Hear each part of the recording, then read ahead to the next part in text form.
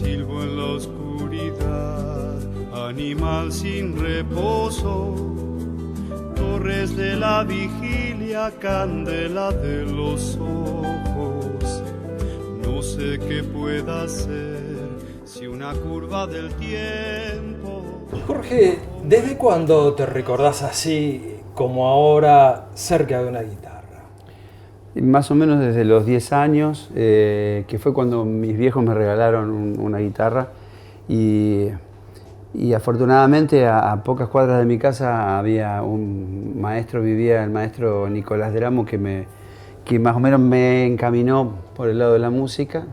Así que bueno, más o menos entre los 9 y los 10 años empecé a aprender, qué sé yo, y por ahí acercarme a algunas cuestiones que tienen que ver con el cancionero, ¿no? Porque afortunadamente se nos enseñaba a tocar guitarra, pero además nos enseñaba a cantar, digamos. Cosa que podría no haber sido así, porque por ahí te enseñan a tocar un instrumento y te enseñan la técnica del instrumento, pero no te acercan a la obra, no te acercan a los géneros, y además a géneros como la canción, que es un multilenguaje, ¿no? Pero bueno, don Nicolás nos enseñaba como podía, porque en el sentido de que éramos muy chicos y por lo tanto con sus métodos tradicionales nos enseñaba teoría y solfeo, nos enseñaba técnica de guitarra, pero bueno, te estás enfrentando a la resistencia de un pibe, ¿no? Así que bueno, imagínate.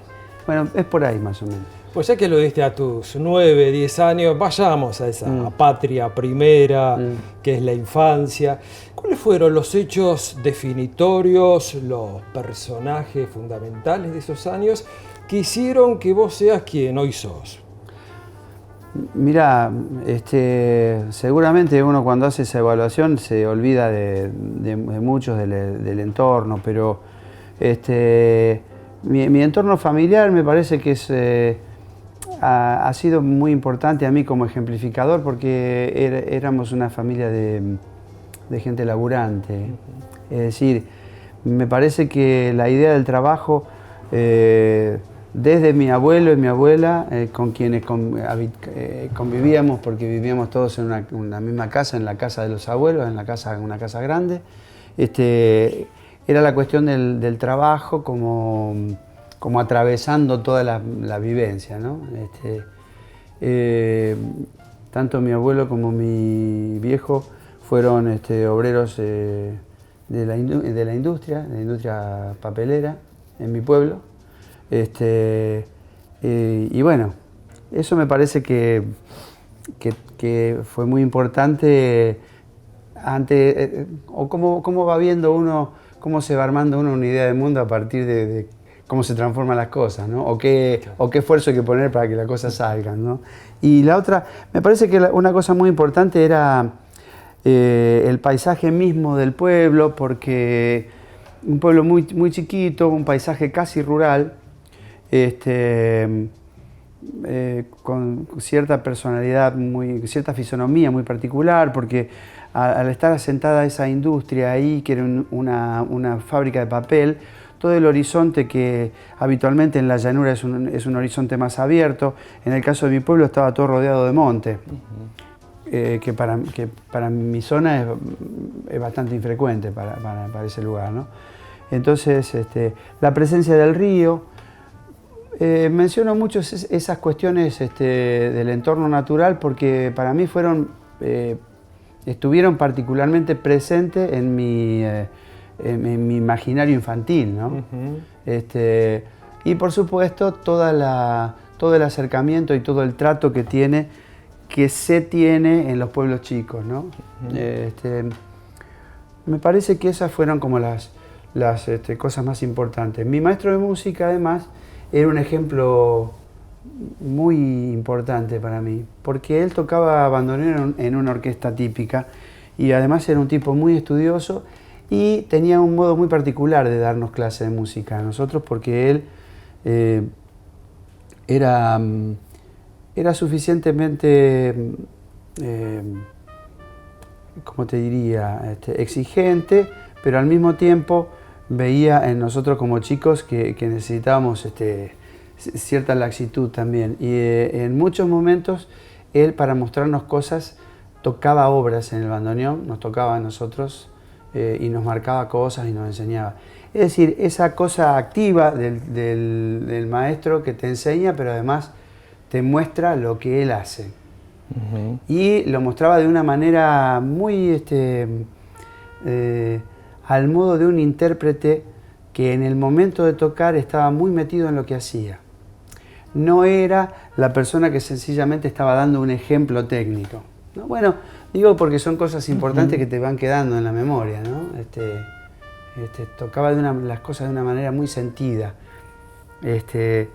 Y bueno, era un buen modo de acercarnos a una disciplina artística, ¿no? Uh-huh. Porque nosotros estábamos participando de esa ejecución ahí, claro, ¿no? Observando eso, ¿no? Era el aprender del compromiso con lo que se está tocando, claro, ¿no? Sí, bueno, esos son los entornos inmediatos de la infancia, ¿no? Lo natural me parece una cosa muy poderosa al momento en que uno se va formando, ¿no? Y va formando su idea del mundo, ¿no?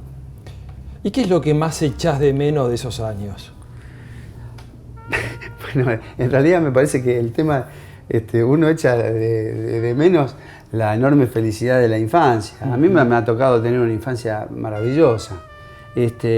Si alguna vez tuve dificultades o ha tenido dificultades mi familia, evidentemente se dio en un entorno en que las cosas pudieron sobrellevarse y nunca me sentí un chico infeliz, quiero decir, ¿no? Uh-huh. De modo que, en principio, esa continuidad de la felicidad que te dan todos los años infantiles, ¿no? Y la posibilidad de descubrimiento que se tiene en ese momento, ¿no? Porque desde las prohibiciones inmediatas que te mantienen vivo, en que sos muy pequeño, ¿no? Esto no se puede hacer, esto tampoco, hasta que esto se puede y esto también, y aquello otro que no se podía se transforma en una posibilidad. Hemos crecido todos nuestros amigos, los amigos de la infancia, teníamos al río como lugar de juego. Uh-huh. O sea que teníamos un lugar de juego que, si hay una cosa de muchísimo riesgo, es el lugar donde nosotros jugábamos. Afortunadamente, a todo ese grupo de gente que formábamos, ese grupo de amigos chiquitos, el río nos dejó sobrevivir y no tuvimos que lamentar ninguna pérdida así en lo más cercano. Pero esas fueron cosas así que te forman muy, muy especialmente, ¿no? Y además hay una cuestión, la cuestión del descubrimiento por ahí tiene que ver con el modo en que uno va armando la propia visión. Creo que era Proust el que decía que descubrir no es acumular uh-huh. tierras, nuevas tierras, sino en todo caso llegar a la posibilidad de tener nuevos ojos uh-huh. para ver las cosas. Claro. Y en la infancia es un momento preciso en que vas renovando la visión permanentemente. Uh-huh. Entonces esa es una de las cosas que uno más extraña, ¿no? Uh-huh. Bueno, ya que la nombraste a Proust, digamos, el artista no va en busca del tiempo perdido, porque te escuchaba hablar con tanto sentimiento, con tanta vividez de esos años, que uno piensa que el artista puede decir cuándo comenzó su infancia, pero no cuándo terminó, porque es una etapa que lo sigue acompañando y lo sigue alimentando, ¿no? Sí, yo creo que en realidad uno de los problemas más graves que podemos llegar a sufrir es de poner absolutamente todas aquellas maravillas y todos esos modos de ver y de pensar que teníamos cuando éramos chicos, ¿no? Yo sigo alimentando la idea del juego, por ejemplo, como una posibilidad de ingreso a lo creativo. Pero esas cosas también hay que seguir sosteniéndolas, porque si no le prestas atención te van abandonando. Uh-huh. Entonces reconozco en el juego una vía de ingreso muy importante a la tarea artística, ¿no? Por ejemplo, antes de salir a tocar con los chicos, lo que generalmente uno se desea al otro es, bueno, a disfrutar, como si estuviéramos jugando, ¿no? Quiere decir que la consigna no es, la consigna última es, che, no es la precisión, no es la calidad técnica, qué sé yo. La última consigna es a disfrutar. Bueno, eso te viene de la infancia, digamos. Y Jorge, ¿qué es lo que hace que sigas escribiendo canciones? Mira, probablemente porque ha significado para mí una forma expresiva que a mí me maravilló desde muy chico.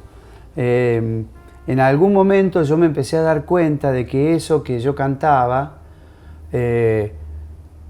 escuchándome cantar yo más tardíamente y pudiendo a lo mejor reflexionar sobre lo que estaba cantando, me daba cuenta que esas composiciones me emocionaban, me conmovían, y que esa conmoción era una situación del ánimo que uno quisiera tener permanentemente, porque me parece que uno se pone más lúcido en esa condición. Entonces, cuando empecé a ver que uno podía acercarse un poco a esos lenguajes, empezó esa idea de que tal vez uno pueda mantener esa posibilidad de maravillarse a través de eso de esa vía de ingreso que una vez tuvo a mano, ¿no? Y entonces me parece que la canción, que es un género muy potente, es muy amplio, tiene mucha diversidad en todos los lenguajes, y bueno, ya que se me ha dado la posibilidad de hacerlo, la verdad que yo disfruto mucho en esa búsqueda, del mismo modo que disfruto cuando escucho más cantar a los demás que escucharme cantar a mí, ¿no? Disfruto mucho más de las composiciones de los demás que de las mías propias, porque la de los demás, la de los otros compositores y autores, tienen un grado de extrañamiento que las mías propias no tienen, porque yo estoy demasiado adentro de lo que quiero decir, a pesar de que no termina nunca logrando decir lo que quiere, pero estás muy metido en el propio lenguaje. Y a lo mejor lo que te mantiene ahí en el camino es tratar justamente de lograr, haciendo vos, lo mismo que sentís cuando escuchás lo de los otros. Digamos. Esa sería más o menos la idea.